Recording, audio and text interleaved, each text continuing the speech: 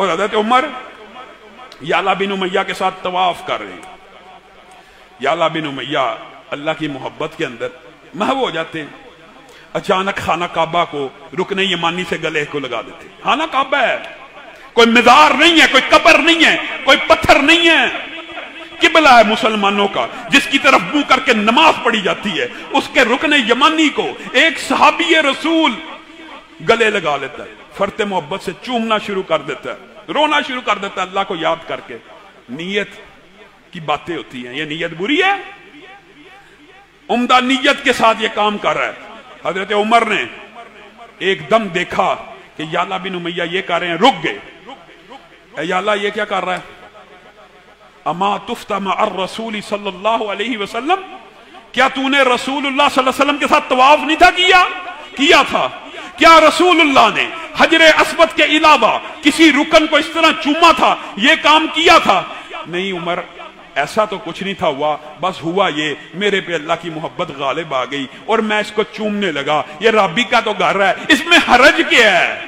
حضرت عمر نے کوڑا نکالا، کہا اللہ کی قسم اگر تو نے دوبارہ یہ حرکت کی میں عمر تجھے کوڑے لگا کے بتاؤں گا اس میں حرج کیا ہے. اس میں حرج کیا ہے؟ یہ جملہ جو ہے نا اس نے بیڑا غرق کر دیا، عقیدے کا جنازہ نکال دیا. اس میں حرج کیا ہے؟ حضرت ابو بکر نے ایک صحابی کو دیکھا اور بعض روایت میں وہ تابعی تھا. کیا کہہ رہا ہے؟ لبیک یا ذا المعارج. آپ تلبیہ کہتے ہیں لبیک اللہم لبیک. وہ کیا کہہ رہا ہے؟ لبیک اللہم لبیک کا کیا مطلب ہے؟ اے اللہ میں حاضر ہوا. اور لبیک یا ذا المعارج کا کیا مطلب ہے؟ اے اللہ میں حاضر ہوا، اے بلندیوں والے رب میں حاضر ہوا. اور لبیک اللہم لبیک کا مطلب ہے اے اللہ میں حاضر ہوا. کس کی صفت بیان کر رہا ہے؟ اللہ ہی کی. حضرت ابو بکر نے کہا کیا تجھے علم نہیں ہے کہ اسلام اور دین میں تلبیہ کے الفاظ کیا ہیں؟ کہا مجھے علم ہے لیکن مجھے اپنے رب سے بڑی محبت ہے، میں اس کی صفات بیان کرنا چاہتا ہوں.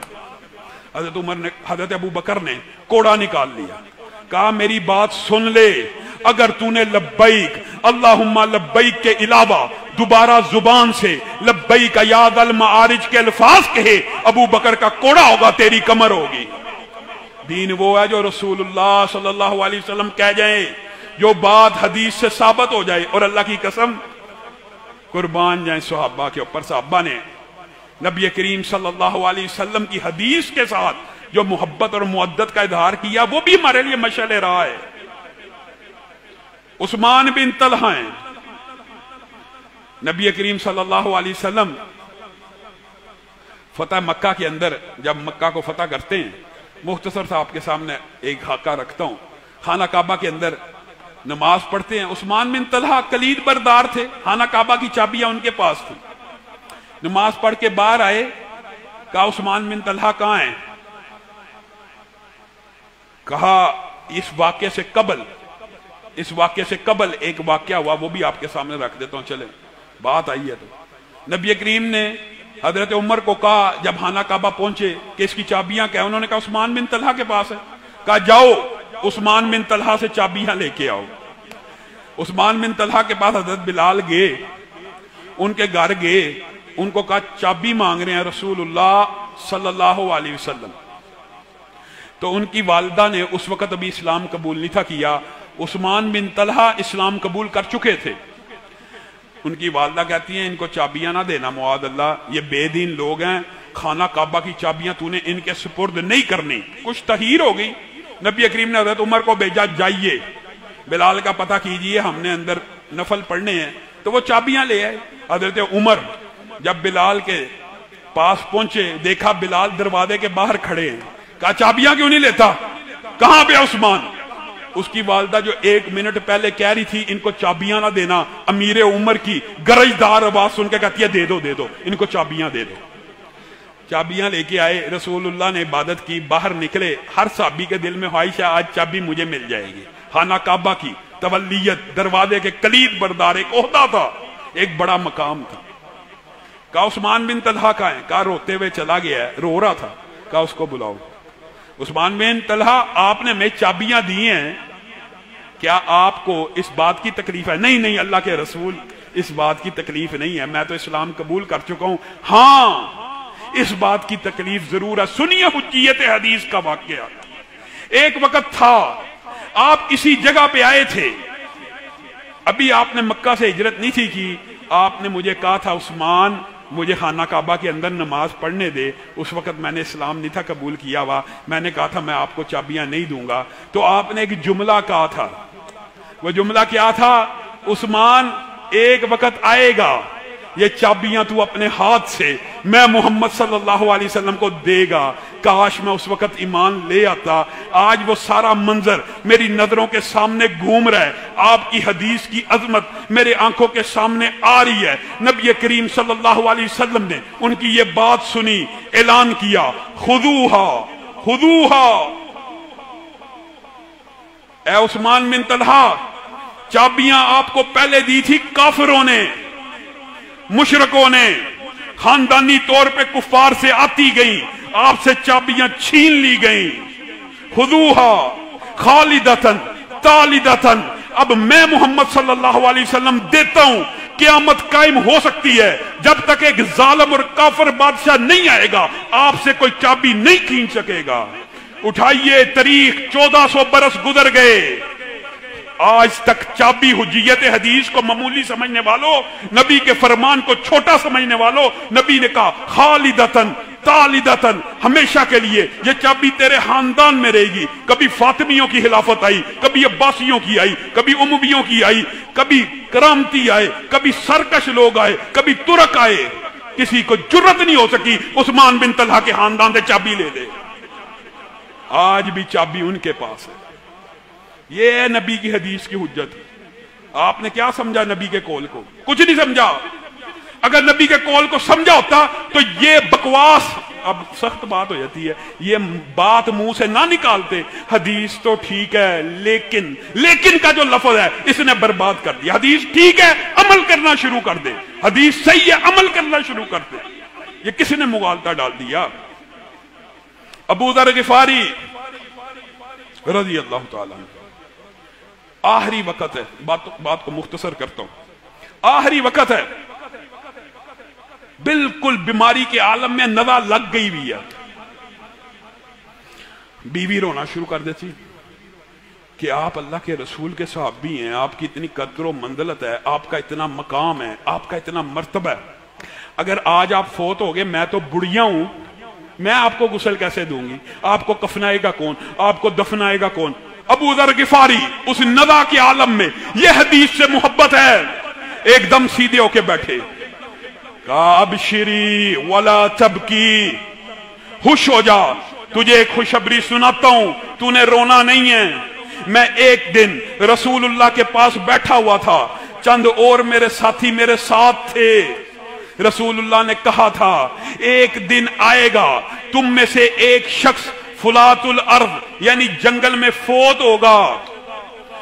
میں غور کرتا ہوں، اے میری بیوی، ان میں سے کوئی زندہ نہیں رہا اور ان میں سے کوئی جنگل میں فوت نہیں ہوا، میں اکیلا اس مجلس کا واحد بندہ ہوں، اس لیے مجھے یقین ہے وہ حدیث میرے بارے میں تھی۔ اچھا کیا کہا تھا اللہ کے رسول نے؟ اللہ کے رسول نے کہا تھا تم میں سے ایک شخص جنگل میں فوت ہوگا، جس وقت اس کی روح کو قبض کیا جائے گا، اللہ تعالیٰ مسلمانوں کی ایک جماعت بھیجے گا جو وہاں پہ آئے گی، اس کو دفنائے گی، اس کو کفنائے گی، اس کو غسل دے گی۔ اے میری بیوی، جس وقت میری جان نکل جائے تو نے صرف میری میت کو گھر سے باہر رکھ دینا ہے اور نبی کی حدیث کا انتظار کرنا ہے۔ سبحان اللہ، نبی کی حدیث کا انتظار کرنا ہے۔ ادھر روح نکلی ہے، ادھر دروازے پہ دستک ہوئی ہے۔ عبداللہ ابن مسعود عراق سے آ رہے ہیں ایک قافلے کے ساتھ اور کہتے ہیں بڑے دن ہو گئے ابو ذر غفاری سے نہیں ملے، آج اس کا حال احوال پوچھتے ہیں۔ دروازے پہ دستک دی، بڑھیا نے دستک ان کی بیوی نے کھولا، کہا ابو ذر غفاری کی جھونپڑی یہی ہے؟ کہا یہی ہے۔ کہا ان سے ملا دیجئے، کہا ان کی روح پرواز کر گئی ہے۔ کہا پھر پیچھے ہٹ جائیے، ہم اپنے بھائی کو کفنائیں، دفنائیں، غسل دیں۔ نبی کریم صلی اللہ علیہ وسلم نے کہہ دیا تھا جس وقت روح قبض ہوگی ایک جماعت آئے گی، اس کا جنازہ پڑھائے گی۔ بتائیے عرصہ بیت گیا، صحابہ اس طرح حدیث کو مانا کرتے تھے، بیوی کو حکم دیا مجھے دفنانا نہیں ہے، ایک جماعت آئے گی اور اللہ نے بھیج دی۔ آپ بتائیے ہم نے حدیث کو کیا سمجھا؟ ہم یہ سمجھتے ہیں رسول اللہ نے ویسے ہی ڈرایا ہے، واقعہ نہیں ہوگا۔ رسول اللہ نے یہ جو جہنم کی باتیں بتائی ہیں یہ نہیں ہوگا، یہ جنت کی باتیں بتائی ہیں یہ نہیں ہوگا۔ حور، یہ جی حور ایک صفت ہے، گامدی صاحب نے یہ بھی ہردہ سرائی کر دی ہے کہ حوریں کوئی نہیں ملنی، اپنی بیویاں ہی ملنی۔ ایک بندے نے نیچے لکھا اگر اپنی ملنی ہے تو یہ یار یہ تو ایک مذاق کی بات ہے۔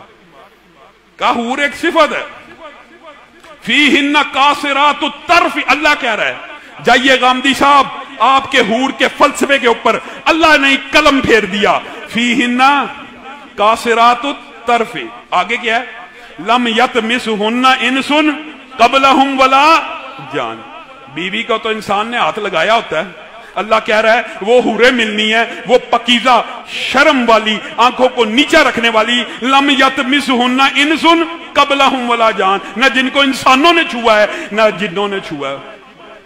یہ منکرین حدیث کا حال ہے، ہر بات کا انکار، جو بات تیری عقل میں نہیں آئی تیری عقل فیصل ہے۔ سہیل بن عمر، اللہ کی قسم حجیت حدیث اتنا طویل موضوع ہے، حدیث کی اہمیت آپ حیران رہ جائیں۔ سہیل بن عمر، آپ نے نام سنا، صحابی صلح حدیبیہ کے معاملے میں بڑے مشہور ہیں۔ یہ بدر کے اندر قید ہو کے آگے، بڑے خطیب تھے، فصیح اللسان تھے، حضرت عمر کو بڑا غصہ تھا ان کو، کہا اللہ کے رسول اس کے 2 دانت نچلے مجھے توڑ دینے دیں۔ کیوں؟ یہ بولتا بڑا، یہ تقریر بڑی کرتا ہے، یہ بڑی عمدہ گفتگو کرتا ہے، یہ کافروں کو اس نے بہکایا ہوا ہے، مجھے یہ 2 دانت توڑنے کی اجازت دے دیں، یہ زبان اس کی دانتوں سے باہر آ جائے کرے گی، الفاظ الٹ پلٹ جائیں گے، الفاظ الٹ پلٹ جائیں گے، یہ عربی صحیح طرح بول نہیں سکے گا، اس کی ساری خطیب ہونے کی شہرت بیٹھ جائے گی۔ نبی کریم صلی اللہ علیہ وسلم اللہ کی قسم بولتے ہیں کب؟ جب وحی آتی ہے۔ تم نے نبی کے قول کو بس معمولی ایک بندے کا قول سمجھ لیا، اور یہ کائنات کی وہ ہستی ہے جس کے سامنے کوئی کام ہو رہا ہو اور یہ خاموش ہو جائے، وہ خاموشی بھی شریعت بن جاتی ہے۔ کوئی کام ہو رہا ہے، خاموش رہیں، بولے نا، اللہ کی قسم وہ بھی حدیث تقریری بن جاتی ہے۔ یہ اتنی عظیم ہستی ہے۔ عمر کو کیا کہتے ہیں؟ عمر ایک دن آئے گا، سبحان اللہ، ایک دن آئے گا تجھے یہ خطیب اپنی تقریر سے خوش کر دے گا۔ ابھی جس کا تو کافر مان رہا ہے، ایک دن آئے گا تجھے یہ خطیب اپنی تقریر سے خوش کر دے گا۔ ایک عرصہ بیت گیا، حضرت عمر کو وہ دن، وہ بات شاید بھول گئی ہو، جس دن نبی کریم صلی اللہ علیہ وسلم دنیا سے رخصت ہوئے نا، تو حضرت ابو بکر نے ایک تریحی خطبہ دیا تھا، آپ کو علم ہوگا، وما محمد الا رسول قد خلت من قبلہ الرسل افئن مات او قتل انقلبتم علی اعقابکم من کان منکم یعبد محمدا، جو کوئی تم میں سے محمد کی عبادت کرتا تھا تو یاد رکھے محمد صلی اللہ علیہ وسلم فوت ہو گئے ہیں، اور من کان منکم یعبد اللہ، اور جو کوئی تم میں سے اللہ کی عبادت کرتا ہے اللہ کو کبھی موت نہیں آنی۔ یہ خطبہ ابو بکر نے مدینہ میں دیا، سبحان اللہ، حدیث کی حجیت کی بات ہے۔ کیا سہیل بن عمر نے سنا؟ اور بعض روایات میں شاید سنا ہو، واللہ عالم، لیکن درست بات یہی ہے، یہ خطبہ مدینہ کے اندر حضرت ابو بکر نے دیا۔ جن راویوں کا یہ خیال ہے کہ سہیل بن عمر بھی اس خطبے میں موجود تھے، وہ یہ کہتے ہیں کہ یہ ابو بکر سے سن کے سیدھا مکے دوڑے، کہ مکہ کے اندر بھی جب نبی کریم صلی اللہ علیہ وسلم کی وفات کی خبر پہنچے گی تو وہاں پہ بھی صحابہ کے یہی جذبات ہوں گے کہ جس نے کہا رسول اللہ فوت ہو گیا میں گردن اڑا دوں گا، تو وہاں پہ بھی اس خطبے کی ضرورت ہے۔ اور بعض راویوں نے یہ کہا کہ مکہ کے اندر قدرتی طور پہ جس طرح حضرت ابو بکر نے اپنے اجتہاد سے خطبہ دیا، بعین ہی وہی خطبہ سہیل بن عمر نے مکہ کے اندر خانہ کعبہ میں کھڑے ہو کے صحابہ کو مخاطب ہو کے کہا، جو کوئی محمد صلی اللہ علیہ وسلم کی عبادت کرتا تھا وہ دنیا سے جا چکے ہیں، لیکن اللہ قیامت تک کے لیے مسلمانوں کا ساتھی ہے۔ حضرت عمر کو یہ خبر ملی کہ سہیل نے یہ خطبہ دیا، مکے میں امن اور سکون ہو گیا۔ اللہ کی قسم آنکھوں سے آنسو آ گئے، کہا ایک دن رسول اللہ نے مجھے کہا تھا کہ یہ خطیب ایک ایسی تقریر کرے گا جس کو سن کے عمر کا کلیجہ ٹھنڈا ہو جائے گا۔ گفتار بھی ہے کردار بھی ہے، ہم حق کے علم بردار بھی ہیں، اپنوں کے لیے